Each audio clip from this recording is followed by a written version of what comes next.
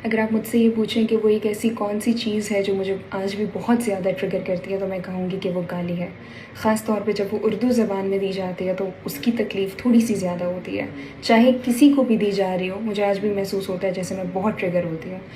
अब मैं अगर ये कहूँगी कि गाली मत दें, तो मेरा नहीं ख़्याल कि कोई मेरी बात सुनेगा, बिकॉज़ ये बात हर किसी को मालूम है, इसके बावजूद भी गालियाँ दी जाती हैं। लेकिन ये गुज़ारिश मेरा ख़्याल है कि मैं ये ज़रूर कर सकती हूँ कि उसको तकिया कलाम मत बनाइए, और अगर है भी तो अपने घर में बेटियों के सामने, माँओं के सामने, बहनों के सामने, डेवलपिंग ब्रेन्स के अराउंड कम से कम इतना कैजुअली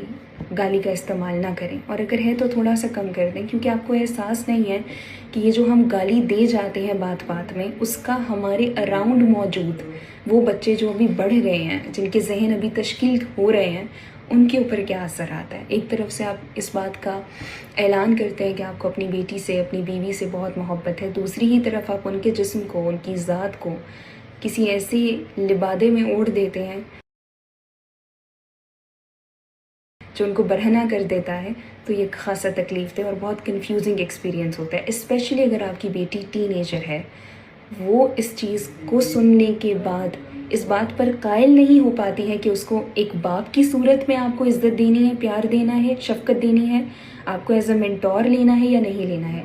ये बात शायद मैं एज़ एन आउटसाइडर समझ सकूं कि ठीक है, ये एक तकिया कलाम बन चुका है, लेकिन वो डेवलपिंग ब्रेन कितना डैमेज हो रहा है और उसको कितनी मुश्किल आ रही है आपकी इज़्ज़त करने में, आपकी ज़बान से इन अल्फाज को सुन लेने के बाद, ये आप सोच भी नहीं सकते। सो गुजारिश ही है छोटी सी कि अगर गाली आप देते भी हैं, कम से कम घर की दहलीज़ के अंदर एक दफ़ा जब आप उस दहलीज़ से अंदर दाखिल हो जाते हैं,